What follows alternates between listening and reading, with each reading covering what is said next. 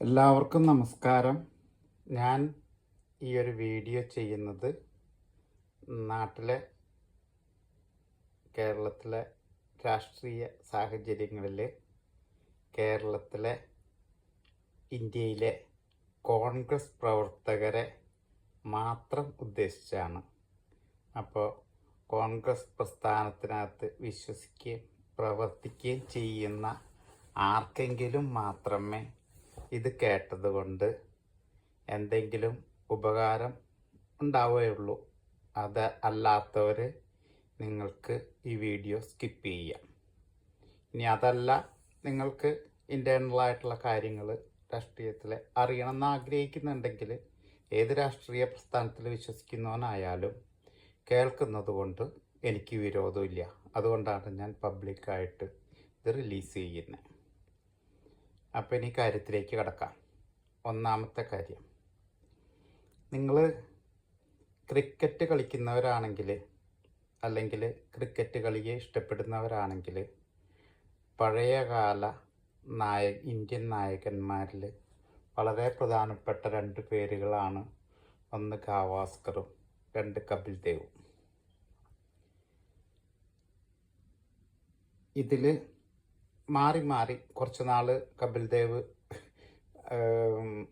ക്യാപ്റ്റനാവും, ഗാവാസ്കർ പിന്നെ പ്രാവശ്യം ഗാവാസ്കർ ക്യാപ്റ്റനാവും. ഗാവാസ്കറാണ് സീനിയർ. അങ്ങനെ ഗാവാസ്കറും കപിൽ ദേവും മാറി മാറിയൊക്കെ വന്നുകൊണ്ടിരിക്കുന്ന സമയത്ത് ഗാവാസ്കറെ മാറ്റി കപിൽ ദേവിന് ക്യാപ്റ്റൻസി കൊടുത്തിട്ട് ഗാവാസ്കർ ഇറങ്ങിക്കളിക്കുമ്പോൾ ആദ്യത്തെ ബോളിൽ ഔട്ടാവാണ്. അപ്പോൾ അതിന് മുമ്പ് തന്നെ ഗാവാസ്കറിൻ്റെ ക്യാപ്റ്റൻസിയിൽ കപിൽ ദേവ് കളിച്ചപ്പോൾ ഇതുപോലെ ഫസ്റ്റ് ബോളിനകത്ത് ബൗൾഡായി ഔട്ടായി പോകുന്നുണ്ട്. അത് കഴിഞ്ഞിട്ടാണ് കപിൽ ദേവ് ക്യാപ്റ്റൻസിയിൽ ഗാവാസ്കർ ഈ സംഭവം ഉണ്ടാവുന്നത്. അപ്പോൾ ഈ കളിക്ക് ശേഷം കപിൽ ദേവിനെ വിളിച്ച് പത്രക്കാർ വളഞ്ഞു നിർത്തി ചോദിക്കുന്നുണ്ട്, ഈ ഗാവാസ്കർ ചെയ്ത പ്രവൃത്തി നിങ്ങൾ അന്ന് ഔട്ടായി പോയതിനുള്ള പ്രതികാരമല്ലേ എന്ന്. അതിന് തിരിച്ച് ഗാവാസ്കർ പറയുന്ന ഒരു മറുപടി ഉണ്ട്. ഗാവാസ്കർ അല്ല, കപിൽ ദേവ് പറയുന്ന ഒരു മറുപടി ഉണ്ട്. ഒരിക്കലും ഒരു ബാറ്റ്സ്മാൻ തൻ്റെ വിക്കറ്റ് കൊണ്ട് കളിക്കില്ല എന്ന് പറഞ്ഞാൽ ആർക്കൊക്കെ എന്തൊക്കെ എതിരോ ദേഷ്യമോ അല്ലെങ്കിൽ ഉള്ളിൽ പകയോ ഉണ്ടെങ്കിൽ പോലും തൻ്റെ സ്വന്തം വിക്കറ്റ് കൊണ്ട് ഒരു ബാറ്റ്സ്മാൻ കളിക്കില്ല. അതുകൊണ്ട് തന്നെ ഗാവാസ്കർ ഔട്ടായത് ഒരിക്കലും ഗാവാസ്കറിൻ്റെ മനഃപൂർവമായിട്ടുള്ള പ്രവൃത്തിയല്ല, അയാൾക്ക് ഭാഗ്യക്കേടിന് പറ്റിയതാണ് എന്ന് വളരെ വ്യക്തമായിട്ട് കപിൽ ദേവ് പറയുക. അതിന് പിന്നിൽ അന്ന് ഇതിനു മുമ്പ് ഗാവാസ്കറിൻ്റെ കീഴിൽ കളിക്കുമ്പോൾ ഞാൻ ഔട്ടായതും അങ്ങനെ അല്ലായിരുന്നു എന്ന ധ്വനിയല്ല വ്യക്തത വരുത്തുക കൂടി ചെയ്യുകയാണ്. എന്തിനു വേണ്ടിയിട്ടാണ് ഈ ഒരു കാര്യം ഈ കോൺഗ്രസിൻ്റെ ഇതും പറഞ്ഞുകൊണ്ട് ചെയ്യുന്ന എന്ന് നിങ്ങൾക്ക് തോന്നിയേക്കാം. ആദ്യമായിട്ട് കോൺഗ്രസ് പ്രവർത്തകന്മാരോട്, പ്രത്യേകിച്ച് ലീഡേഴ്സിനോട് ഇതാ പറയാനുള്ളത്, ഒരിക്കലും നിങ്ങൾ നിങ്ങളുടെ വിക്കറ്റ് കളഞ്ഞുകൊണ്ട് കളിക്കരുത്. ഇടതുപക്ഷ സർക്കാരിൻ്റെ ഒരുപാട് തെറ്റായിട്ടുള്ള പ്രവൃത്തികൾ, അതുപോലെ തന്നെ കേന്ദ്രത്തിൽ ഭരിക്കുന്നവരുടെ മതവിദ്വേഷ പ്രവർത്തനങ്ങളും സാമ്പത്തികമായിട്ട് അംബാനി അദാനിമാരെ മാത്രം ഇത് ചെയ്യിക്കുന്ന ആ ശൈലി, ഇതിനൊക്കെ എതിരായിട്ട് പ്രവർത്തിക്കേണ്ടത് കോൺഗ്രസ് ആണ്. അടുത്ത തവണ ജനങ്ങളെ സംബന്ധിച്ചിടത്തോളം ഇന്നത്തെ ഭരണത്തിന് ഒരു മാറ്റം ആവശ്യമാണ് എന്ന് ചിന്തിക്കുകയല്ല, എന്ത് ചെയ്യാൻ കഴിയുമെന്ന് അവർ ആലോചിക്കുന്നുണ്ട്. പക്ഷേ കോൺഗ്രസ്സിന് അതിനൊരു പകരക്കാരായിട്ട് കാണാൻ വളരെ ബുദ്ധിമുട്ടില്ല, വളരെ അകലത്തില കോൺഗ്രസ് ഇന്നും എന്ന യാഥാർത്ഥ്യം കോൺഗ്രസ്സിലെ നേതാക്കൾ തിരിച്ചറിയാം. അതിൻ്റെ കാര്യകാരണങ്ങൾ ഞാൻ പിന്നാലെ പറയാം. പകരം നിൽക്കാനായിട്ട് ഒരു BJP ഇല്ല.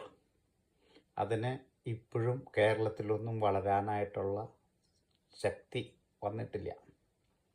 അല്ലെങ്കിൽ കേരളത്തിലെ സമൂഹം, ഭൂരിഭാഗം വരുന്ന ഹിന്ദു സമൂഹം അത്രത്തോളം വർഗീയപരമായിട്ട് തരം താണിട്ടില്ല എന്ന് തന്നെ പറയാം. അവരുടെ ആ ഔന്നത്യത്തിലാണ് ഒരു പരിധിവരെ BJP കേരളത്തിൽ വളരാതെ നിൽക്കണേ. ഒപ്പം BJPയുടെ കേരള നേതൃത്വത്തിൻ്റെ ഗുണോധികാരെന്നും കൂടി പറയാം.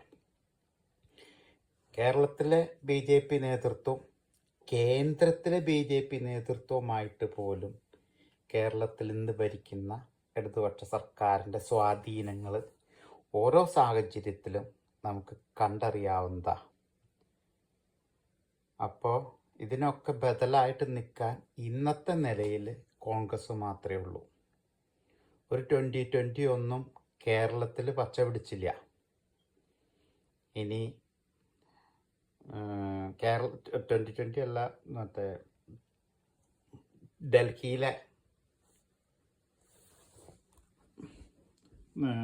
പാർട്ടി AAP 2020ക്കും അവരുടേതായിട്ടുള്ള സ്ഥാപിത താല്പര്യങ്ങളുണ്ടെന്ന് അയാൾ വളരെ വ്യക്തമായിട്ട് വിളിച്ചു പറഞ്ഞു. എൻ്റെ കയ്യിലൊക്കെ കുറേ ബോംബുകളുണ്ട് ഈ പിണറായി വിജയനെക്കുറിച്ച് എന്ന് പറഞ്ഞപ്പോൾ അയാളുടെ കാര്യസാധ്യത്തിന് വേണ്ടിയിട്ട് കുറേ നാൾ പിണറായി വിജയൻ്റെ പിന്നാലെ നിന്നതാ. പക്ഷെ അവരുടെ പാർട്ടിക്കാരും ബാക്കിയുള്ളവരൊക്കെ അതിനെതിരായ കാരണം കൊണ്ട് ഞാനിപ്പോൾ തിരിഞ്ഞു നിൽക്കണം എന്ന് മാത്രമേ ഉള്ളൂ.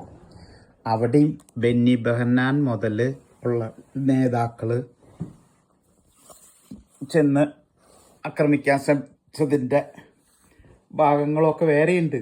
അതൊന്നും ശരിയാണ് എന്ന് പറയാനോ അല്ലെങ്കിൽ അത് 100% തെറ്റാണ് എന്ന് തന്നെ വിശ്വസിക്കുന്ന ആൾ തന്നെയാണ് ഞാൻ. അല്ലാണ്ട് അതിനകത്തൊന്നും യാതൊരു ശരിയില്ല. അപ്പോൾ അത് പോട്ടെ, ഇനി കാര്യത്തിലേക്ക് ഒരിക്കൽ കൂടി കടക്കാം. ഒന്നാമത്തെ കാര്യം, കേരളത്തിൽ ഹിന്ദുക്കളും മുസ്ലിങ്ങളും ക്രിസ്ത്യാനികളും ഒക്കെ വാഴുന്ന രാജ്യമാണ്. പക്ഷേ ഹിന്ദുക്കളെ സംബന്ധിച്ചിടത്തോളം വളരെ ചുരുക്കമായിട്ട് മാത്രമേ അവരുടെ മതവും രാഷ്ട്രീയവുമായിട്ട് കൂട്ടിക്കുഴയ്ക്കുന്നുള്ളൂ. അത് തന്നെയാണ് ക്രിസ്ത്യാനികളുടെ സ്ഥിതി. അതുപോലെ തന്നെ തീവ്രമായിട്ട് മതത്തിൻ്റെ പിന്നാലെ നിൽക്കാനായിട്ട് ഈ രണ്ട് ഇതിനകത്തും വളരെ കുറച്ചേ ഉള്ളൂ. പക്ഷെ മുസ്ലിംസ് എന്ന് പറഞ്ഞാൽ അങ്ങനെയല്ല. അവർക്ക് ഏറ്റവും വലുത് മതമാണ് എന്ന് അവർ പല സമയത്തും സാഹചര്യങ്ങളിലും അവർ തെളിയിച്ച് കണ്ടിട്ടുണ്ട്. എനിക്ക് പോലും പല ഉദാഹരണങ്ങളുണ്ട്. സൗഹൃദത്തെക്കാളും വലുത് മതമാണ്.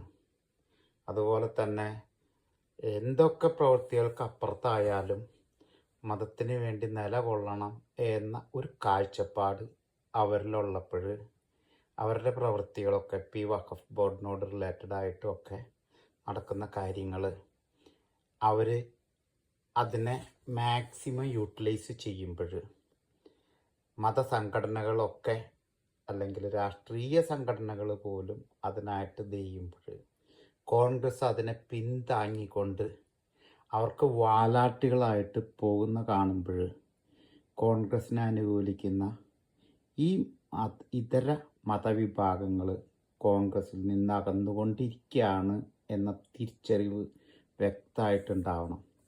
അതിന് വേണ്ടത് ഇത്ര മാത്രമേ ഉള്ളൂ. ഒരിക്കലും ഒരു മതത്തിനെയും സപ്പോർട്ട് ചെയ്യേ, ഒരു മതത്തിനെ എതിർക്കേ വേണ്ട. ഒരു മുസ്ലിം ലീഗ് പോയതുകൊണ്ട് മാത്രം നമ്മൾ ആകെ ഇല്ലാതെ ആവുമെന്ന് പേടിക്കേണ്ട കാര്യമില്ല.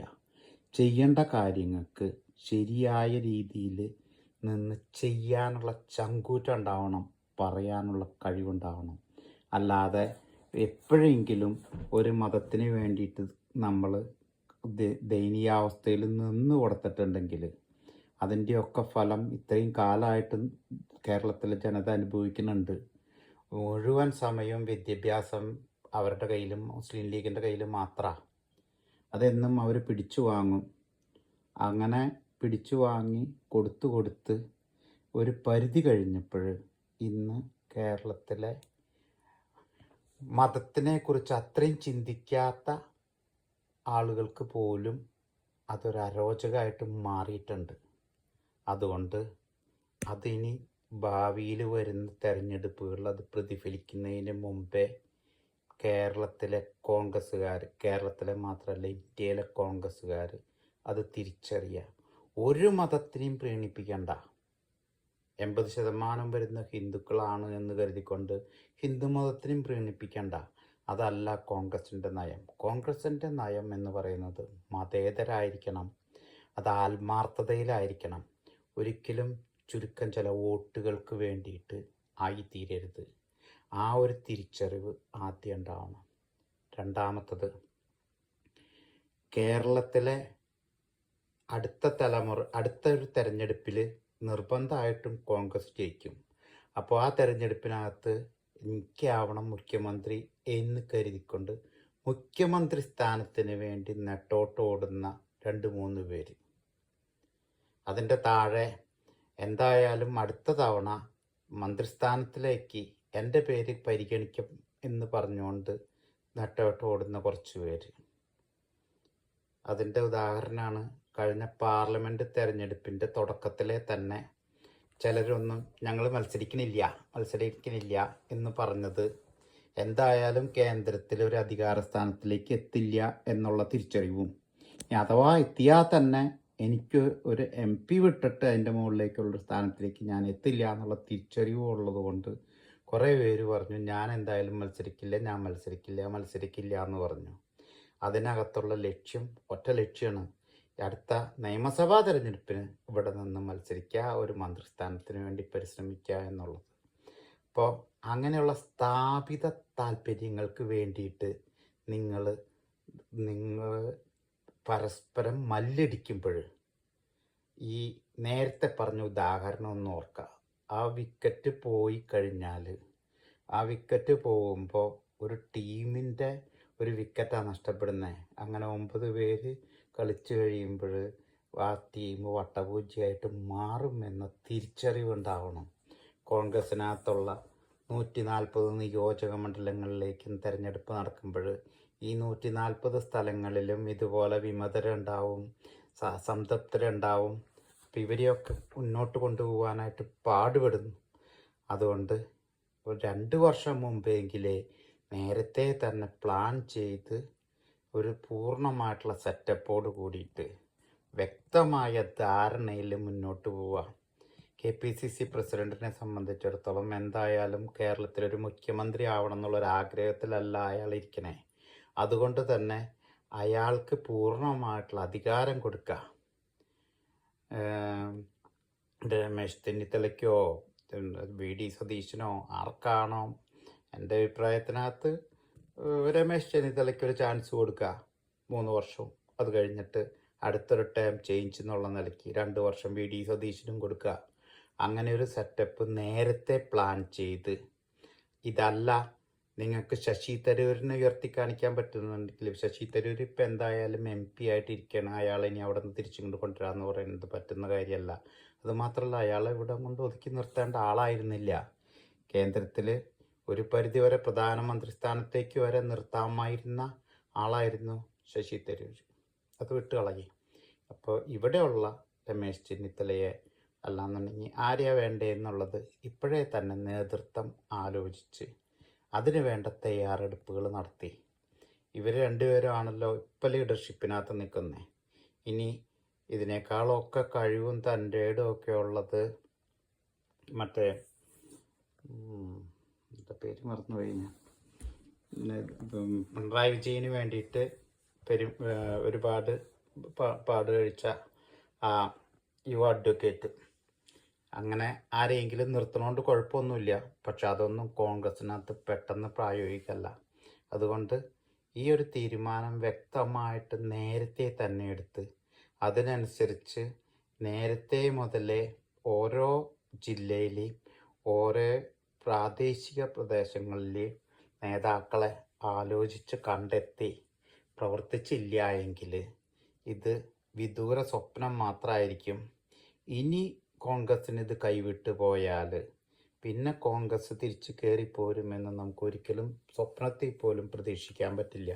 കേന്ദ്രത്തിൽ എന്താണ് ഉണ്ടായത്? ഇത്രയും പ്രതിപക്ഷങ്ങളെപ്പോലും കൂട്ടിയണക്കിയിട്ട് പോലും കയറിയെത്താൻ കഴിയാത്ത അത്രയും വിദൂരതയിലേക്ക് കോൺഗ്രസ് തള്ളപ്പെട്ടുവെങ്കിൽ ഇത് ഉണർന്ന് പ്രവർത്തിക്കേണ്ട സമയം അതിക്രമിച്ചിരിക്കുന്നു. ഇത് കോൺഗ്രസിലെ സാധാരണ പ്രവർത്തകരോടും ലീഡേഴ്സിനോടും പ്രത്യേകമായിട്ടൊരു അഭ്യർത്ഥനയാണ്. അടുത്തൊരു കാര്യം, ഞാൻ ചാലക്കുടി നിയോജക മണ്ഡലത്തിലെ പ്രതിനിധാനം ചെയ്യുന്ന മേലൂർ മണ്ഡലത്തിൽ നിന്നുള്ള ആളാണ്. കഴിഞ്ഞ പ്രാവശ്യം ചാലക്കുടി MLA ആയിട്ട് വന്ന സനീഷ്, ഈ ആള് എവിടെ നിന്ന് പൊട്ടി മുളച്ചു വന്നു? ഞാൻ ആള് നല്ലതാണോ ചീത്തയാണോ, പ്രവർത്തിക്കണുണ്ടോ പ്രവർത്തിക്കണില്ലേ ഒന്നുമല്ല ഞാൻ പറയുന്നത്. ഒരു മണ്ഡലത്തിൽ, ഞാൻ മണ്ഡലത്തിനകത്ത് ഇപ്പോൾ അവിടെ പ്രവർത്തിക്കുന്ന ആളോ അല്ലാന്നുണ്ടെങ്കിൽ ഞാനൊരു കോൺഗ്രസ്സുകാരനോ അല്ല. പക്ഷേ കോൺഗ്രസ്സിന് കാലങ്ങളായിട്ട് അവിടെ പ്രവർത്തിച്ചു കൊണ്ടിരിക്കുന്ന അവിടുത്തെ നേതാക്കൾ, അവരെയൊക്കെ അവഗണിച്ചുകൊണ്ട് പുറത്തുനിന്ന് ഒരാളെ കെട്ടിയിറക്കണമെങ്കിൽ, ഇപ്പം ശശി തരൂരിനെ പോലെ അത്രയും പവർഫുള്ളായിട്ടുള്ള ഒരാളെ ഇറ്റ് ഈസ് ഓക്കെ. അതല്ലാതെ അതുപോലെ തന്നെ അത് ഒരു കാര്യം. രണ്ടാമത്തത്, ഉമാ തോമസ്, പിന്നെ മറ്റേ ഉമ്മൻചാണ്ടിയുടെ മകൻ, ഇവർക്കൊക്കെ എന്തുമാത്രം രാഷ്ട്രീയ പാരമ്പര്യമുണ്ട്, എന്തുമാത്രം താഴേക്കടിയിൽ ഇറങ്ങി പ്രവർത്തിച്ചിട്ടുണ്ട്. അവിടെ പ്രവർത്തിച്ച് കാലങ്ങളായിട്ട് അവിടെ നിലനിൽക്കണ അവിടുത്തെ അർഹതപ്പെട്ട ഒരാളുടെ സ്ഥാനമാണ് ഇയാൾ കൈയടക്കണേ എന്ന തിരിച്ചറിവ് പാർട്ടിക്ക് ഉണ്ടാവണം. ഒരിക്കലും ഇനി മേലാലെങ്കിലും ഇങ്ങനെ വ്യക്തികൾക്ക് റിലേറ്റീവ്സിന് വേണ്ടിയിട്ട് സ്ഥാനങ്ങൾ മാറ്റിവെക്കരുത്. കേന്ദ്രത്തിൽ അങ്ങനെയാണ് നമ്മൾ ഫോളോ ചെയ്യുന്നത്. അത് മാറ്റാനായിട്ട് ബുദ്ധിമുട്ടുണ്ട്. കാരണം അവിടെ കടിപിടിയാണ്. അതുകൊണ്ട് ഇന്ദിരാഗാന്ധി കഴിഞ്ഞാൽ രാജീവ് ഗാന്ധി കഴിഞ്ഞ് കഴിഞ്ഞാൽ രാഹുൽ ഗാന്ധി അല്ലാന്നുണ്ടെങ്കിൽ പ്രിയങ്ക ഗാന്ധി, ഈ സ്റ്റൈലിലേക്ക് പോണത് തന്നെ തെറ്റാണ്. പക്ഷെ ഒരു പരിധി വരെ അതിനെ അംഗീകരിച്ചിട്ടല്ലാതെ ഇത് ചിഹ്നം ഭിന്നമായിട്ട് മാറിപ്പോവും. അതിനെ അവിടെ നിർത്തിയിട്ട് തന്നെ അതിൻ്റെ താഴേക്കടിയിലുള്ള എല്ലായിടത്തും ഇത് തന്നെ ആവർത്തിച്ചാൽ പ്രവർത്തിക്കാൻ ആൾക്കാരുണ്ടാവില്ല എന്ന തിരിച്ചറിവ് കൂടി ഉണ്ടാവണം. എന്നിട്ട് അതിനനുസരിച്ച് നേരത്തെ പ്ലാൻ ചെയ്ത് ഒരു ഇലക്ഷന് 140 മണ്ഡലങ്ങളുള്ളതിൽ 120ലും വിജയിക്കാൻ പാകത്തിന് ഒരു രാഷ്ട്രീയ പാർട്ടിക്കും ഒരു മതത്തിനും അടിയറവ് പറയാതെ ഏറ്റവും താഴേക്കടിയിൽ ബൂത്ത് തലത്തിൽ പ്രവർത്തിച്ചുകൊണ്ട് ഏറ്റവും അധികം വൈകാരികമായിട്ട് ഇടപെടാതെ അവിടുത്തെ പ്രാദേശികമായിട്ടുള്ളവരെ മുഴുവൻ സപ്പോർട്ടോട് കൂടിയിട്ട് അവിടെ തിരഞ്ഞെടുക്കപ്പെടേണ്ടവരെ കണ്ടെത്തി അതിനുവേണ്ടി ആത്മാർത്ഥമായിട്ട് ഇനിയുള്ള നാളുകൾ പൂർണ്ണമായിട്ട് പരിശ്രമിച്ചാൽ കേരളത്തിൻ്റെ ഭരണം 100% കോൺഗ്രസിൻ്റെ കയ്യിലായിരിക്കും. ആ ഭരണത്തിലായിരിക്കുമ്പോൾ ചെയ്യേണ്ടുന്നത് കേരളത്തിലെ സാമ്പത്തിക പ്രതിസന്ധിക്ക് പരിഹാരം കാണും. അനാവശ്യമായിട്ടുള്ള ചെലവുകൾ, ഏറ്റവും ഉദാഹരണമായിട്ട് പറയണത് ഒരുപാട് നാളികേര വികസന കോർപ്പറേഷൻ, അങ്ങനത്തെ ഒരുപാട് കോർപ്പറേഷനുകൾ, സാധനങ്ങൾ അധികാര സ്ഥാനത്തിന് വേണ്ടിയിട്ട് ഉണ്ടാക്കിയിട്ടിട്ടുണ്ട്. അടുത്ത പ്രകടന പത്രികയിലെ ആദ്യത്തെ കാര്യമായിരിക്കണം ഈ വക സ്ഥാനങ്ങൾ കംപ്ലീറ്റ് ഒഴിവാക്കും. രണ്ടാമത്തത് പ്രകടന പത്രികയിൽ ഉണ്ടാവേണ്ടതാ പേഴ്സണൽ സ്റ്റാഫിലെ നമ്പേഴ്സ് വെട്ടിക്കുറയ്ക്കും. മാക്സിമം 5 to 10 അത്രയാണ് ഒരു പേഴ്സണൽ സ്റ്റാഫ് മാക്സിമം ആവശ്യമുള്ളൂ. അതിനകത്ത് ഒരാൾ മാത്രം പൊളിറ്റിക്കലി വരാവൂ. ബാക്കിയുള്ളതൊക്കെ സംസ്ഥാനത്തെ ഭരണ സ്ഥിരാകേന്ദ്രങ്ങളിൽ നിന്ന് ഡെപ്യൂട്ടേഷനിൽ വരുന്നവരായിരിക്കണം. അപ്പം അതിനു വേണ്ടി എക്സ്ട്രാ പൈസ ചിലവില്ലാതെ വരും. അങ്ങനെ ചുരുക്കം ചില കാര്യങ്ങൾ ഉൾപ്പെടുത്തി വ്യക്തമായിട്ടൊരു ബോധ്യത്തോടു കൂടിയിട്ട് ഒരു പുതിയ ഉയർത്തെഴുന്നേൽപ്പിനായിട്ട് കോൺഗ്രസ് ഇപ്പോഴേ പരിശ്രമിച്ചാൽ അത് സക്സസ് ആയിരിക്കും. അതിന് പരിശ്രമിക്കാൻ കോൺഗ്രസ്സിന് കഴിയില്ല എങ്കിൽ പ്രാദേശികമായിട്ടുള്ള പാർട്ടികൾ ഓരോ നിയോജക മണ്ഡലങ്ങളിലും ഉയർത്തെഴുന്നേൽക്കും എന്ന തിരിച്ചറിവോടെ ഇനിയെങ്കിലും കോൺഗ്രസ് മുന്നോട്ട് പോവുക. നന്ദി. ജയ് ഹിന്ദ്.